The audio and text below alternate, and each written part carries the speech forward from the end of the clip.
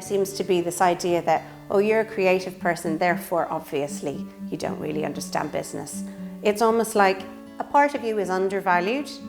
Learning the steps on setting up a business, learning how to ask for what you want, learning how to make those connections. I think it's not just the knowledge, but also just those words in the back of your ear that are coming from the course saying, just go for it.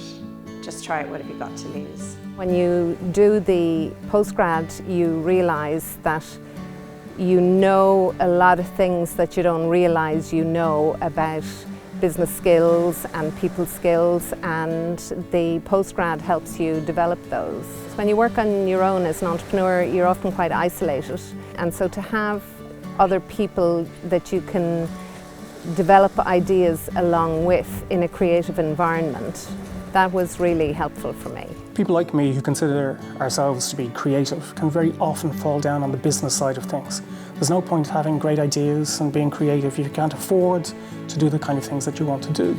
So I think it's really important that creative people learn an element of entrepreneurship, learn some practical skills around business, financial management, so that they can in fact make their ideas come to life.